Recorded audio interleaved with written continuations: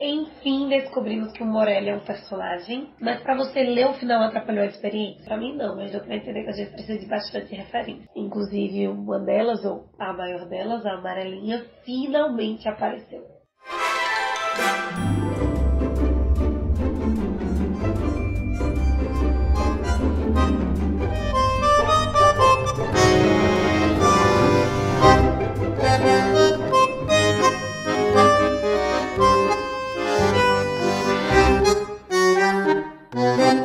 O que temos para hoje são os Dulcineias. Eu sou a Larissa Bertolino. Você está no canal Uma Garota Quixotesca, onde nós tratamos de literatura, sempre partindo de pressupostos, ideias temáticas que saiam do nosso lindíssimo Don Quixote de La Mancha. Mais especificamente, você se encontra no episódio número 5 da nossa jornada de leitura conjunta, Rayuela, do Julio Cortázar. Não estou conseguindo equilibrar direito a demanda do meu trabalho com o canal ultimamente, de outros projetos, de outras coisas que eu tenho participado. Um deles foi o podcast Rotas Literárias, da FAP, a Fundação Armando Álvares Penteado, instituição importante de São Paulo, totalmente voltada praticamente para a área das humanidades, com cursos reconhecidíssimos em administração, animação, cinema, arquitetura, design, relações internacionais, jornalismo, produção audiovisual, especialmente esses dois que detêm, que organizam ali o podcast Rotas Literárias, em que eles dedicam cada temporada a obras por continente. Esse agora eles estão voltados para a Oceania. Da Austrália eles escolheram A Menina que Roubava Livros, que nós já resenhamos, já fizemos uma jornada de leitura conjunta por aqui. Eu estive participando junto com a professora Débora Almeida de Oliveira, do IF do Rio Grande do Sul, que é especialista, que tem uma pesquisa toda voltada para A Menina que Roubava Livros. Vou estar deixando aqui embaixo, caso você queira assistir não só o episódio que eu participo, mas é uma produção de conteúdo muito boa para você que gosta de literatura. Vou tentar voltar ao nosso cronograma normal aqui no canal. Sobre os capítulos desse episódio 5, eu quero começar comentando o 150, que é praticamente um dos capítulos finais, 155 capítulos ao todo, que vai utilizar do texto, do formato de texto, dos tabloides britânicos, que trouxe algumas perspectivas sobre até onde, de fato, onde esse texto menor, não tão relevante, na verdade interfere na política, na percepção governamental, digamos assim, de costumes lá no Reino Unido, e de como esses textos aparentemente não necessários, os dispensáveis da obra, eles de fato interferem na interpretação completa de Rayuela. Isso já está provado que eles terão diversas formas e de fato influenciam na leitura. Não à toa estão todos num pedaço, ou nesse formato que a gente está lendo com a leitura do Cortázar, de vai e volta, tem um peso, tem uma quebra, traz sites muito interessantes para o nosso processo de interpretação, como é o caso do capítulo 64, que não é dispensável por forma alguma, e é a primeira referência, pelo menos até agora, que eu vi de fato de amarelinha, do joguinho da amarelinha, da brincadeira. Ele vai mencionar a amarelinha ali de um giz colorido no chão, junto de uma experiência que ele tem com a maga, usando essa relação da amarelinha, do giz facilmente apagável, para provocar essa literatura seria ou não um lugar efêmero, trazendo a reflexão de livros proverbiais, por exemplo, sobre a efemeridade da vida, e a literatura como espelho dessa reflexão. E essa semana nós tivemos cheios de jogos, além dessa referência inicial à amarelinha, pelo menos no joguinho, no desenho, no chão, nós temos um outro jogo entre o Morelli e a Moreliana. Se nós temos a amarelinha fazendo essa mímese da representação do céu e da terra, a Moreliana como talvez a representação psíquica do Oliveira sobre a leitura que ele tem do Morelli, até remete ao Frankenstein, a Frankenstein, não a criatura da Mary Shelley, mas a Moreliana como uma espécie de Frankenstein construído pelo Oliveira depois da sua leitura do Morelli. Quando ele menciona isso, ele menciona Margaret Walsh da Dono, que cria a teoria motora, que tem muito a ver, se estuda no processo infantil, no desenvolvimento infantil, e é como se a Moreliana fosse exatamente esse recorte da tentativa do Horácio nesse início de coordenação motora dele, digamos, no ambiente literário, para tentar alcançar o Morelli.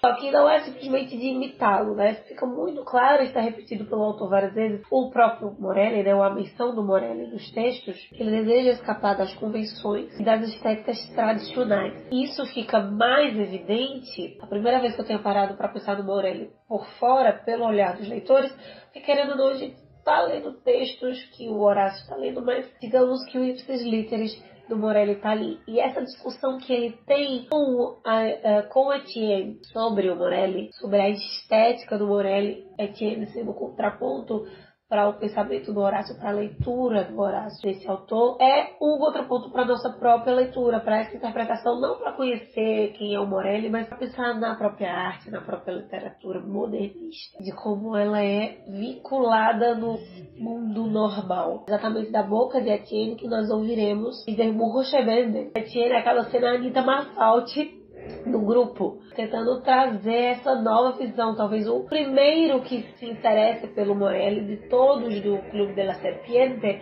o mais vanguardista, digamos assim. Ele talvez seja o principal personagem que questionará a realidade da obra, do mundo deles, dos textos em si. Na cena do hospício, nós percebemos uma evolução desse debate. Na verdade, no 123 especificamente, quando ele apresenta a descrição dos sonhos, ou do mundo dos sonhos, confrontando essa realidade. Enquanto Etienne é a base, digamos, teórica dessa contrafação, desse debate sobre a realidade, a relação do Horácio com a Pola seria mais ou menos o efetivo, a aplicação dessa teoria elaborada por Etienne. Por falar em Pola, ficou curioso um pouco o Horácio terá na relação com a maga devido estar se relacionando ou não se relacionando com a Pola. Se estar se relacionando com a maga fosse positivo para o relacionamento dele com a Pola, trazendo inovação. Né? Quando o narrador menciona que experiências fazem o amor em constante evolução, comentando de certa forma essa relação, como o relacionamento dele com a maga interfere positivamente no relacionamento dele com a Pola e vice-versa,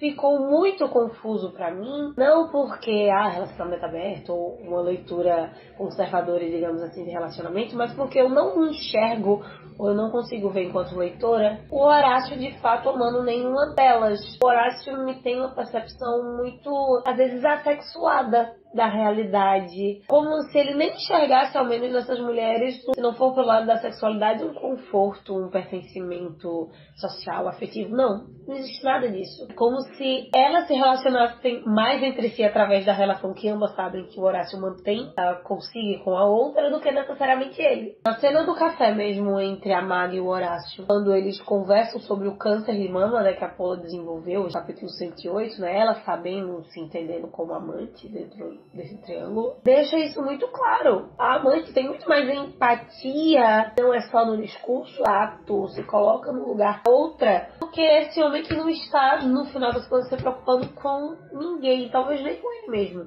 Mesmo sendo anacrônico de 8, mas voltando, quando a gente parte e vai para a leitura do capítulo 29, pela sugestão do Cortázar, isso fica ainda mais escrachado, porque na minha leitura ficou evidente que Horácio sequer apareceu no velório do filho. Já tem um momento estranhíssimo que nós comentamos no último episódio, de todo mundo entrar ali, ele saber, todo mundo subentender mais ou menos, ele não se digna a falar pra maga que o filho morreu. E faz com que o Horácio de fato não me cative enquanto personagem. Na leitura dessa semana eu me interessei muito mais pelas colocações do Gregorovius, de Etienne, do que necessariamente do Horácio. Eu lembro que eu comentei o distanciamento da minha percepção sobre Leopoldo I, Horácio, assim, torna cada vez mais distante. E mencionando o Gregorovius, eu vou comentar uma coisa que eu não sei se pra você foi óbvio. Comenta aqui embaixo, você que está acompanhando, que está mesmo lendo a jornada de leitura conjunta Rayuela. Pra você, estava claro que Ossip e Gregorovius são o mesmo personagem, que é um é o nome, o outro é sobrenome, do mesmo jeito que ele fala Oliveira e Horácio e Oliveira várias vezes. Este judeu do oeste europeu se chama Gregorovius Ossip. Pra mim não estava claro. Mas acho que isso não está aí à toa. Atenção, é uma impressão minha. Mas o Cortázar aqui está trabalhando muito com o conceito de duplo. E essas colocações, vou ficar atenta às próximas leituras, que é uma espécie de persona que o personagem apresenta ao ser mencionado como Ossip, ao ser mencionado como Gregorovius. Gregorovius. Me parece muito mais que o Ossip está no lugar do amigo e o Gregorovius está no lugar do amante, do provável amante, que ele tiraria a maga, a Lúcia, do Horácio. Mas de fato, paralelismos duplos são coisas que não faltam em Rayuela. Para mim ficou muito claro que o capítulo 95 dessa semana foi muito importante para a junção de várias coisas na trama, porque ali nós temos anotações do Morelli apresentando sua intenção estética, o seu projeto estético. Usar a linguagem como expressão direta de uma experiência interior, observado de si mesmo através da heresia. Não seria o Morelli, então, um duplo do Horácio, enquanto que o Horácio é um duplo do Cortázar, ou consecutivamente o Morelli seria um duplo do próprio Cortázar, ou uma das facetas do Cortázar. E aqui não como personagem de extensão do seu autor, o autor se coloca de algum modo nos seus personagens, não. Propositalmente mesmo, pelas reflexões metaficcionais, metaliterárias na obra. Ironicamente, é justamente no capítulo 154, ou seja, o penúltimo quadradinho do nosso jogo da amarelinha, que o Morelli é ajudado justamente pelo Cortázar. O Cortázar se ficcionaliza. E é ele que vai ajudar o Morelli a organizar os seus papéis, que estão soltos, né? Da mesma forma que o Cortázar está escrevendo um texto partido, com vários textos ali misturados, que é a sugestão de leitura que ele tem, o Morelli também está com várias notas, vários escritos, várias coisas soltas. O Cortázar está o ajudando a colocar em ordem. Da mesma forma que nós, durante a leitura de Rayuela, estaríamos colocando em nossa ordem papéis soltos do Cortázar. É a metaliteratura da metaliteratura. E não à toa ele usa esse termo, né, de entregar a chave ao Horácio. A chave de interpretação, de poder sobre o texto, sobre construção de sentido de um texto. O que é que essa chave abre? Coloque aqui embaixo a sua opinião, se você parou para pensar sobre isso ou se isso te chamou a atenção. O que é que essa chave entregue ao Horácio teria poder de abrir? Quando menciona essa chave, ele diz que o seu interlocutor não tem o poder de voltar para casa.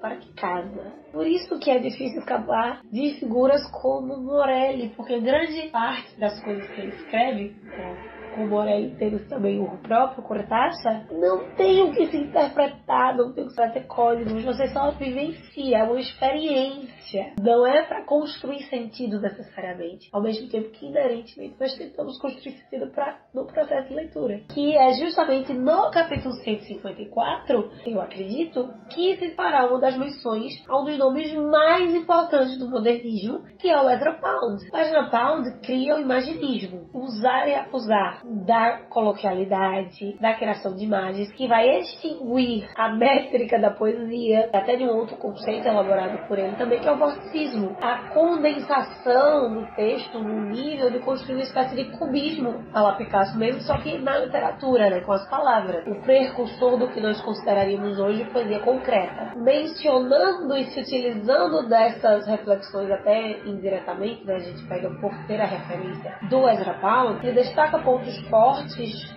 da literatura, desse texto de Morelli que conversaria com o Ezra Pound, deixando na dúvida, talvez a grande dúvida dessa semana. Isso lembrando, já no capítulo 154, que é o que nós teríamos encerramento. E é de fato o grande autor de Rayuela. É o Cortázar, é o Horácio, é o próprio Morelli. No final das contas, quando ele menciona que nós só precisamos ler o livro como temos vontade, ele está mostrando pura e simplesmente que nós, de certa forma, como leitores, somos também escritores da obra. E aí, a semelhança do Avalovara, como eu já mencionei também no episódio passado, nós temos a menção ao quadrado de Malef, proposta estética de 1913, do auge das vanguardas modernistas, que brinca com dois quadros. O quadro preto, que é a sensação, é o impacto, é a performance, digamos assim, e o branco, que é aquilo que vai além da sensação.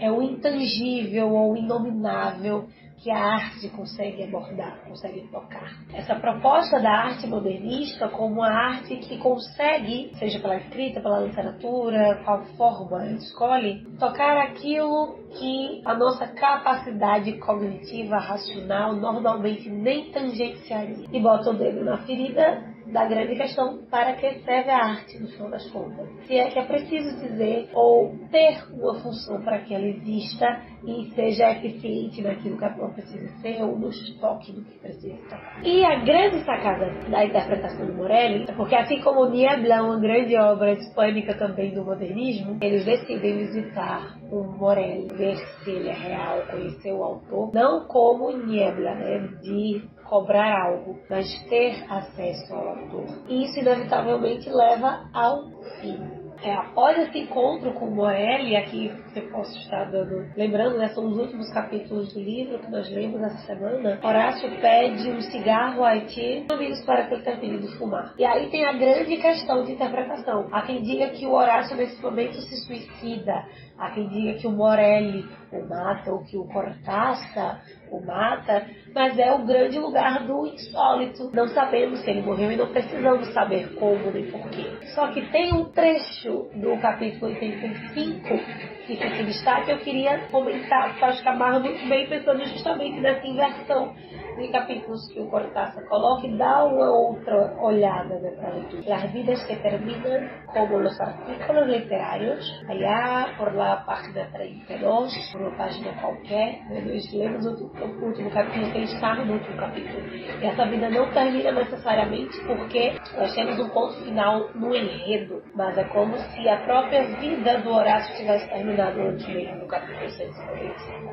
Essa vida, nessa existência, nessa realidade que ele questiona. Porque agora, não mais como os românticos, não é o literário que te faz eterno, é superar o literário ou as amarras, os limites do literário, da arte, que poderiam te tornar eterno. Então é isso, meus queridos cavaleiros andantes. Estes são os nossos devaneios, os nossos comentários sobre o episódio 5 de Rayuela. Espero que o campeonato de cross que estou fazendo aqui no meio da semana, comenta aqui embaixo as impressões, os comentários ou os insights que você teve durante a leitura dessa semana. Amanhã a gente se encontra para continuar falando sobre literatura. Enquanto isso, muitos dos comentários eu sei que eu não consegui abordar nesse vídeo, então vou colocar lá no @garota no Instagram. Possamos sair da biblioteca e ler muito além disso aí, gente.